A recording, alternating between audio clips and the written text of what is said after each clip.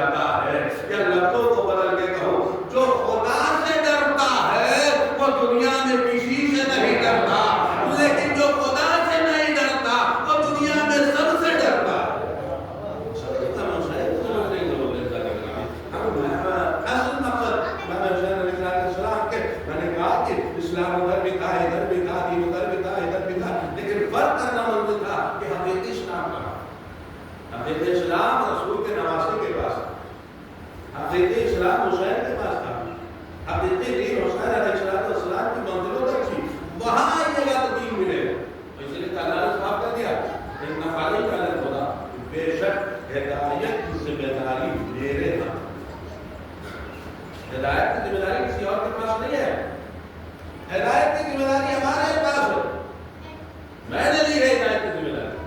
اگر میں ہدایت کرنا چاہتا ہوں تو عظیم بنا دیتا.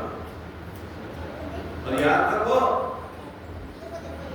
جس کی ہدایت خدا کرنا چاہے تو منزلیں بے شمار ہیں. آپ خود علیہ السلام کو دیکھ لیجیے، کہاں سے کہاں پہنچا دیا. رحمت ہونی چاہیے دل میں، تھوڑی سی انسیت ہونی چاہیے، تھوڑی سی محبت ہونی چاہیے.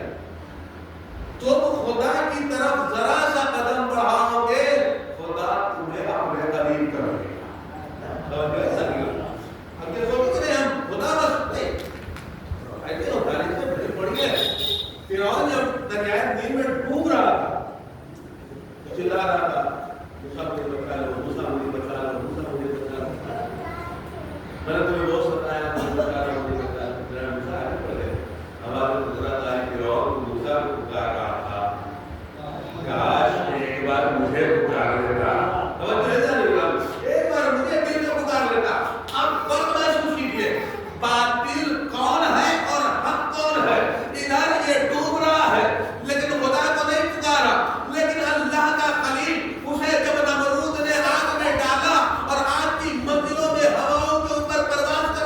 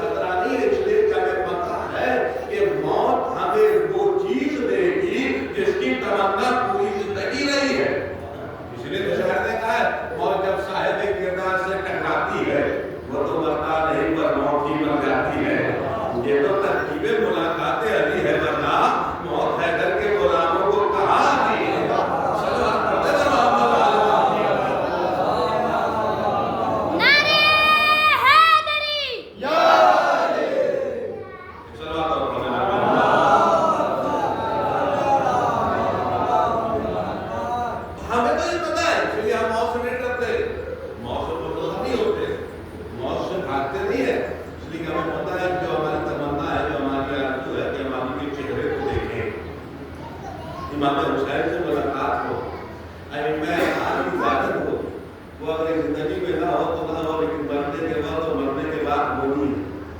لہٰذا جانتے ہیں، اسی لیے وہی وجہ ہے، آج آپ نے دیکھا، آج آپ نے پوری دنیا نے دیکھا کہ وہ افراد جنہیں کی زندگی پیاری تھی وہ بنکروں میں چھپ کر زندگی گزار رہے تھے، لیکن جسے علی سے محبت تھی وہ کھلے میدان میں عبادت الہی کو انجام دے رہے تھے۔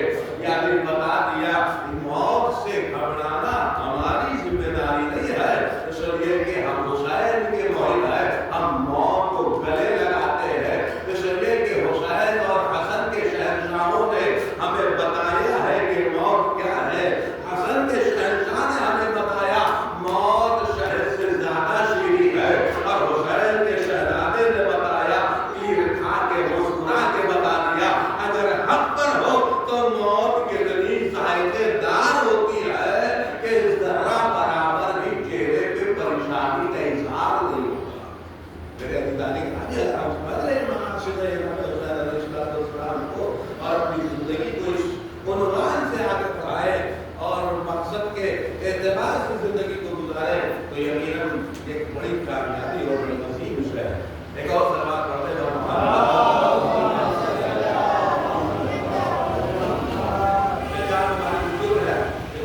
لیکن معذرت کے ساتھ یہ تو ہے جیسے کہ آپ ابھی بیٹھ کے جب یہاں سلوات پڑھتے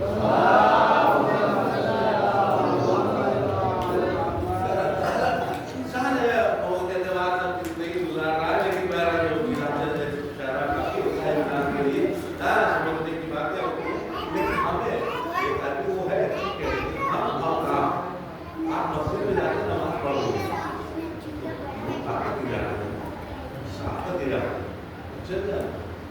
آپ یہاں پہ بھی آئے تو عبادت کے لیے آئے، یہ فرشیاں عبادت کا یہاں پہ ہم جب بیٹھتے ہیں تو ہمیں ہماری روایتیں اور تاریخیں بھی بتاتی ہیں کہ یہاں آتے معصومین علیہ السلام آتے ہیں تو ہم جب یہاں پر بھی آئے تو اپنے منہ کو پاکیزہ بنا کر آئے، صاف کر کے آئے، اس طریقے سے آئے کہ اگر ہم صلوات پڑھیں تو ہم صلوات صحیح سے پڑھ سکے، اگر منہ میں کچھ بھرا ہوا ہو تو پھر آپ محسوس کر سکتے ہیں کہ جب بول صحیح نہیں پاتا آدمی تو صلوات کیا صحیح پڑھ پائے گا۔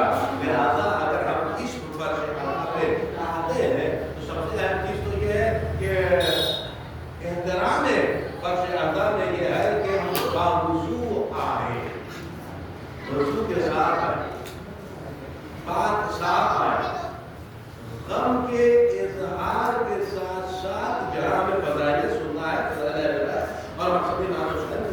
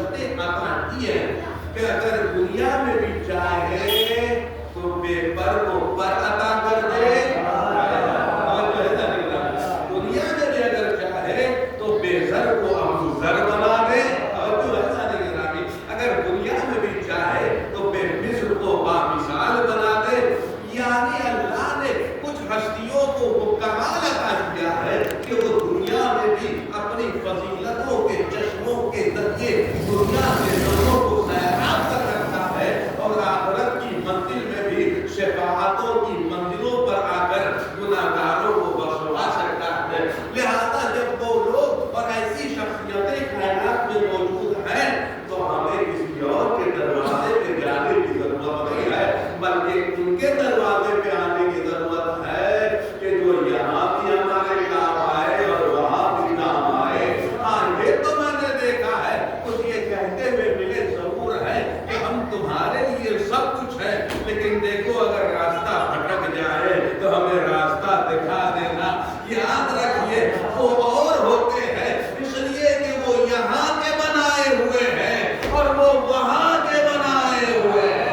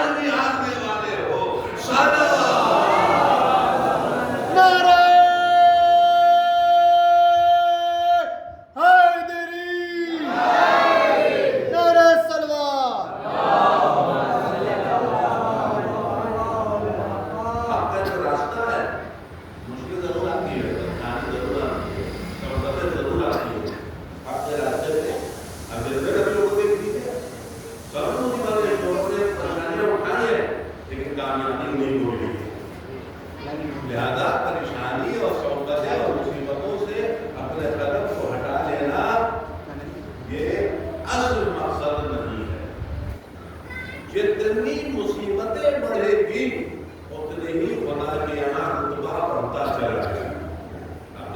جناب آدم کا رتبہ یقینا وہ بچت ایسا کچھ ہے، انہوں نے ایک بیٹے کی قربانی دی ان کی فضیلت اپنی جگہ پر۔ خلیل خدا کی منزلوں کو آئیے جب انہوں نے اپنے بیٹے کو لٹا دیا اور چھری رکھ دی تو اللہ نے ان کی فضیلتوں کو بتا۔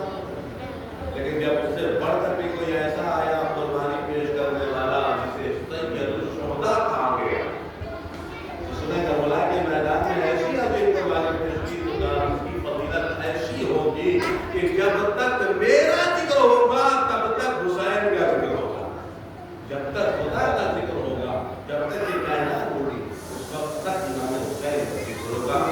تو میں آپ کی یہاں پہ روک رہا ہوں، پھر آگے کی بات آگے مجلسوں میں کی جائے گی انشاءاللہ۔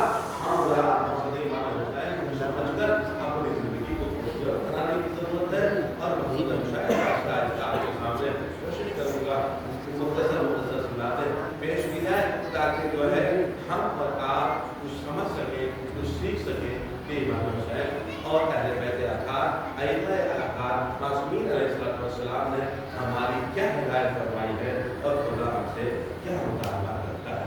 میرا عزیزو، چاند رات پر گزری ہے، आपने और हमने तो ज़ाहिरी तौर से चांद नहीं देखा, इसलिए कि अब आलू था।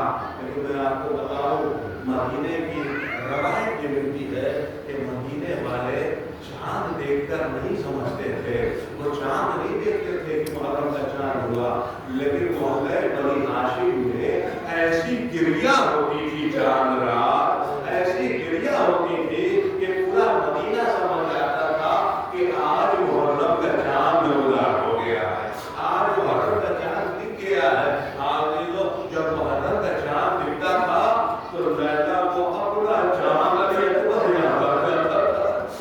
जब चांद मुहर्रम का नजर आता था, उम्मे फरवा को अपना कासिम याद आ जाता था।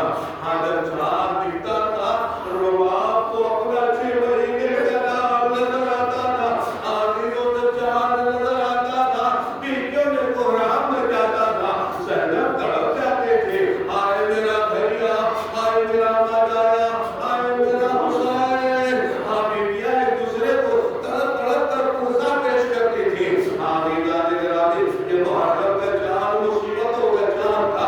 आदि जो बड़ी अजीब रवायतों में से बहुत सारी रवायतें हैं, लेकिन आप जरा महसूस करें क्या हुसैन और हुसैन के घर वालों ने किस कदर सब्र किया है, किस कदर बर्दाश्त किया है। रवायतें अजीब मंजिलों से गुजर रही है। हाँ, हुसैन वो मंजिलों को तय कर रहा है कि जिसे करबला पहुंचना है।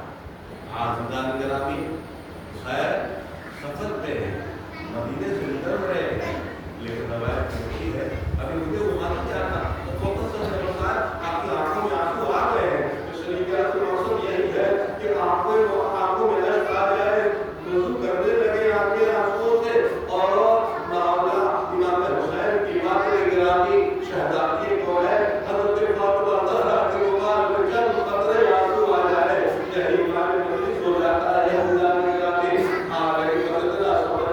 जब भी कहीं मजलिसें होती है, जनाब फातिमा ज़हरा अपनी टूटी हुई कब्र से निकलती है और शाम के बाजार में उस कब्र पे पहुंचती है जहां जनाब ज़ैनब बसता है। ए बेटी ज़ैनब, क्या मजलिस में न जाओगी?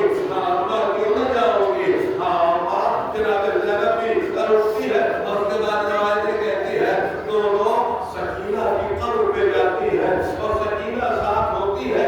अगर मजलिसों में आती है तो एक बार सकीना देखती है, ए अम्मा, ए बूढ़ी अम्मा, ए दादी अम्मा, ये लोग आंसू बहा रहे हैं, गिरिया कर रहे हैं, रो रहे हैं, ये किस पे आंसू बहा रहे हैं? सकीना तेरे बाबा पे रो रहे हैं, तेरे अकबर पे रो रहे हैं, तेरे भैया ने अकबर पे आंसू बहा रहे हैं। तेरे एक बार सकीना तड़प के कहती है, काश ये अज़ादार करबला में होते, अगर ये अज़ादार करबला में होते तो मुझे कोई तमाचे न मारता, मेरे गोशवारे कोई न छीनता। ये अज़ादारों खुदा सलामत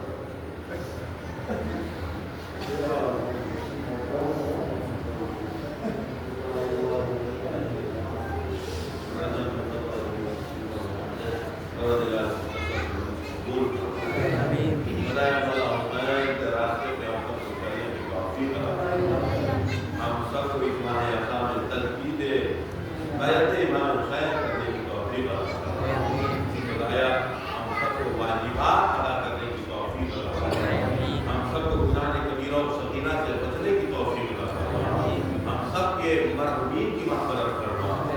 इस बस्ती के मरहूमीन हैं और खासतौर से गुज़श्ता साल तक वो वहाँ अल्लाह में मौजूद थे, और अगर अभी नहीं है खुदाया हम सबके दर्जात में बुलंदी अता फरमाए। मेरे खुदा हम सबके गुनाहों को माफ़ फरमा, जो बीमार हैं शिफा अता फरमा। हे खुदा, तालीम है जो बच्चे इल्म हासिल कर रहे हैं उन्हें कामयाबी अता फरमा। जहाँ जहाँ भी दौरान है सबकी जान माल इज़्ज़त व आबरू की हिफाज़त फरमा।